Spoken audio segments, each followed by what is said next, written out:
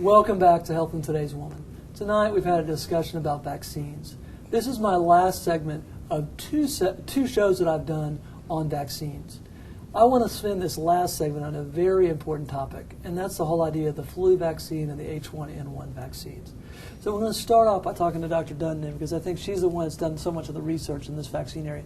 What are you telling your patients about H1N1? Do they need to get it? And are you giving it to your patients? This is the most important flu shot they'll ever take. This is the biggest, most important, scariest flu that's been in my whole 30 years in pediatrics. It's a pandemic, meaning a major antigen change so that very few human beings on the planet Earth have any immunity to it. All of us are trees with gasoline all over, just waiting to ignite like a forest fire and go across the country, which is what it did.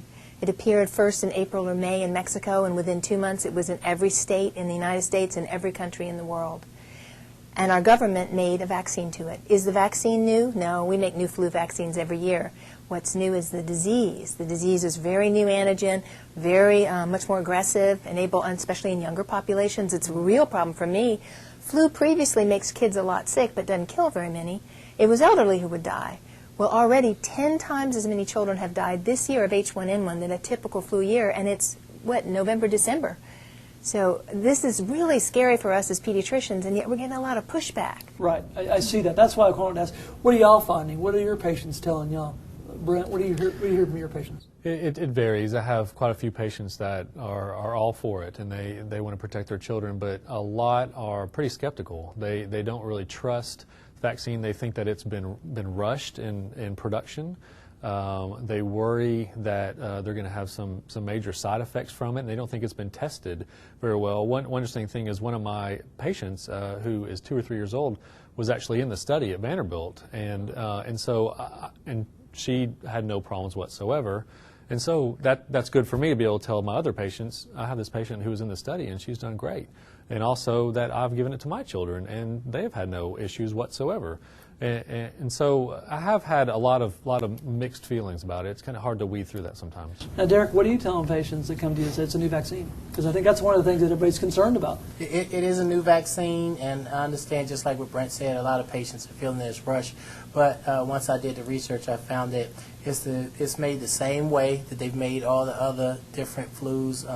They've used the same process, and actually, when we have a different strain of flu, every year they try to find it and match it. So I tell them it's made the same exact way. It's not a new science that they use to make the vaccine. And definitely my patients that are 2 to 6, and then my patients that have like either CF or heart transplants or anything like that, they definitely need a vaccine. And Lee, what about you? What do you tell the patient that comes to you and says, I don't want to do this? It scares me. I've heard all the bad stuff on the media. What do you tell them? Well, I've told people that the media is not really a generally good source to get medical information. And I realize we are media right now giving medical information. That's kind of ironic. But, if you watch CNN or Fox, they give you very brief sound bites.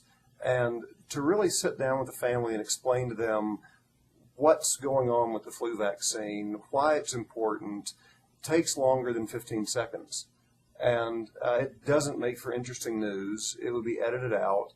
And so I try to just take time with my families and explain to them that it really is like wearing your seatbelt. I ask them, are you going home today? Are you going to hold your baby in your lap while you drive home? And they look at me and say, well, no, I'm not. And I said, well, that's what these vaccines are like. You might not need them. We hope you don't. Statistically, a lot of folks won't get the flu. But should you need this vaccine, which is a good vaccine, and by the way, if the H1N1 vaccine is probably a better vaccine than the seasonal flu, simply because we know exactly what we're dealing with. We know exactly which flu virus this is, and we can tailor the vaccine to it. But if you should suddenly need your seatbelt, you can't say, oh, wait a minute, I'm going to put my seatbelt on. You should have already put it on before. It's a lot like these flu vaccines. I want to take 1 second here because I want to kind of take us a little bit off. And one of the things I've said it before, and I think it's so interesting, is that I've heard so many times mentioned throughout this show is how much more effective we are getting at educating patients. And I'm hearing from all of y'all saying we need to discuss it with our families. And you know what? I'm really proud of that. I'm proud to be in I'm proud to be in a change in medicine where we think that is important. And I think that's something I want to bring out. Now, I want to turn it a little bit. Who should get this vaccine? Should every child get this vaccine, or are there certain people that really should get it more than others? And we can start anywhere. I think every child should get it. Yeah, the national guidelines are everyone under 24. Okay. Of course, we can't do babies under 6 months, but everyone under 24, pregnant women, anyone around the baby under 6 months, any high-risk adult, which is 25 to 64. And that takes like 159 million doses. So as soon as we get those high risk, every child, adults with high risk, people around babies, healthcare personnel, pregnant women, then hopefully everyone could get it. And they're not trying to keep it from the elderly. There are a lot of high-risk elderly that need it too, but less elderly are getting this particular strain, and babies and young people are at really more risk. And interestingly enough, I think one of the things that we said earlier, which is kind of scary, is that young people are dying from this. This Yes. is not something, we talk about the flu, we usually talk about elderly and things like that. This is a young person's disease. Is that kind of what y'all are seeing? Yeah, certainly. And it is concerning because we don't really understand yet why this is. But we know that the statistics don't lie. We're seeing a much higher percentage of pediatric deaths and other bad outcomes from the H1N1 virus than we do in a typical flu season. And about 2 to 3 weeks ago, well, actually about 2 to 3 weeks ago, it just was spreading like wildfire. I mean, it just went through the different schools. You can actually, when you see someone come in, you know exactly what they had, what school they went to. And we're dealing with this in OB because it's a big issue, because you mentioned pregnant patients, and I'll tell you, that's something that's become a big issue in the OB part of our lives, because trying to figure out how we deal with this and how we treat, who we treat and who we don't treat. Well, you know what, I want to say thank you for being here tonight. We're going to be back in just a minute to close this up. We'll see you after these messages.